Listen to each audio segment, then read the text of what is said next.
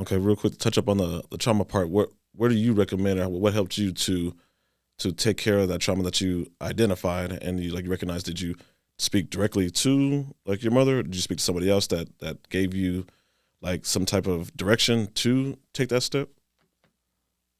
So what allowed for me to heal with my mother was, number one, I just told her how I felt. For so long, I was holding back what was going through my mind, and it was destroying me. It was eating me up. It was building up. And eventually I had a day of clarity where my mind was just like, we can't hold this in anymore. We're going to either end our life, or we're going to tell her like it is so we can move forward. And I told her like it is. And I basically said something under the lines of, I didn't ask to be made.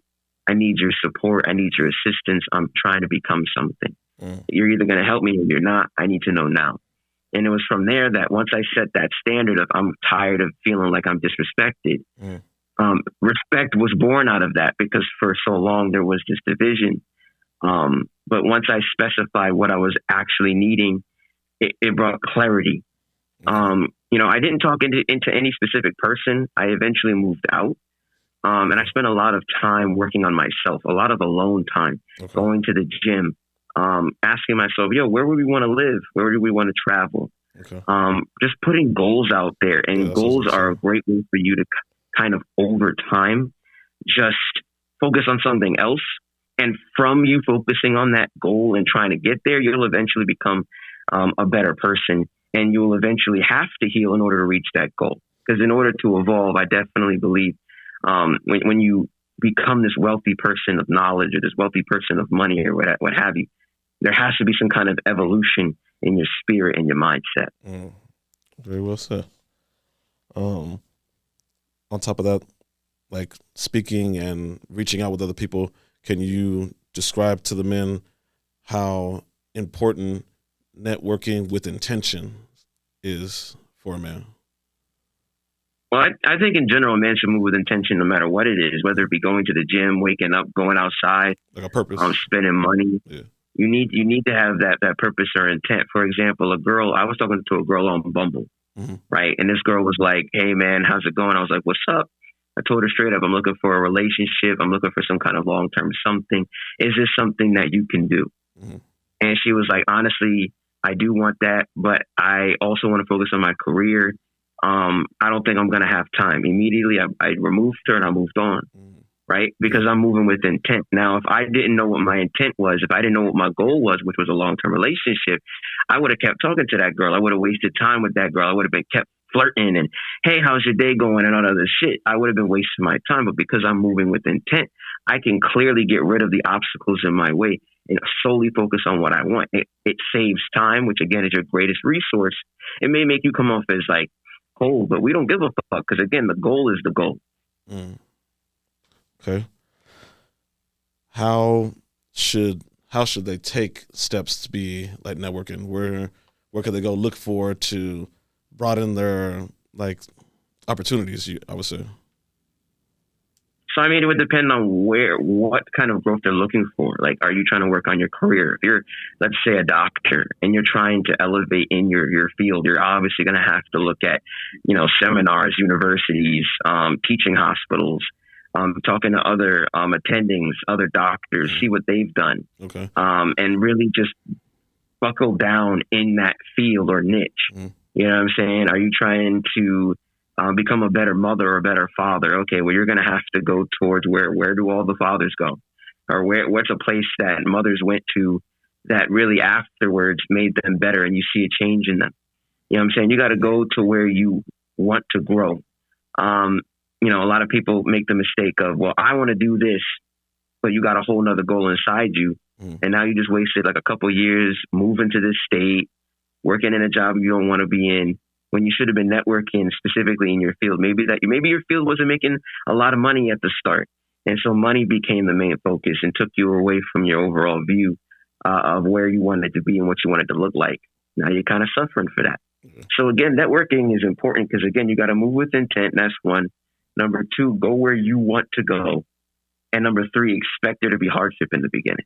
Yeah, for sure, man. A lot of people always, that they see if the road has like a little couple bumps in it, they'll go completely around it just to avoid it. They don't understand that's part of the growth that you have to go through. Facts, man.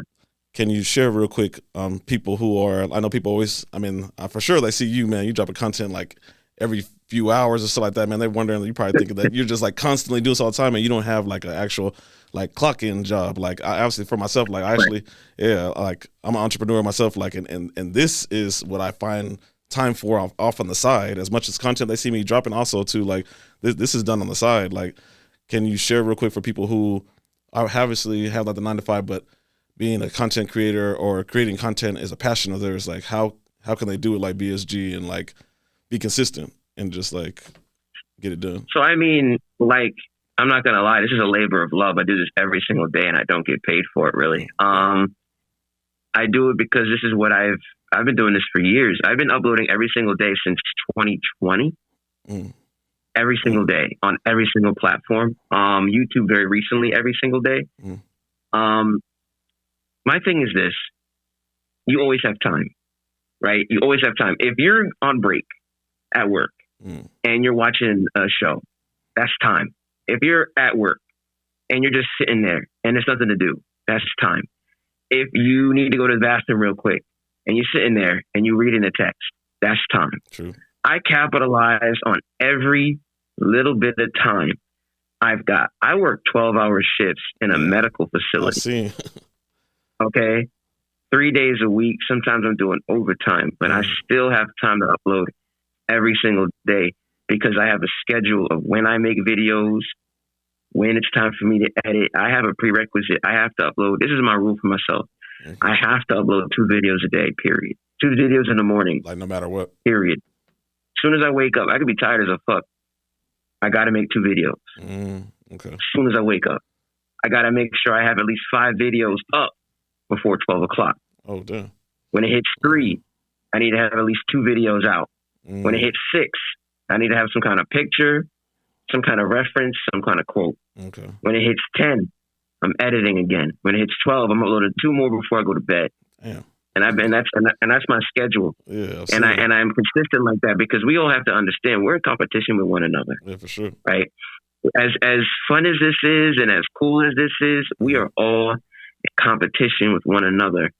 And because of that, the one that works least gets less. The one that works hardest gets the most. True. And so this is why also I have such a varying amount of content as well. Like I've got different characters. I do different things because I don't want people to get bored either. Right. So I look at it as this. I look at myself as a TV channel. You know what I'm saying? Yeah.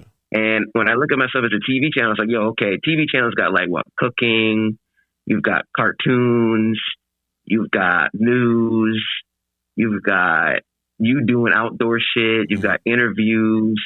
I look at myself as a TV network, and the star of that TV network is me.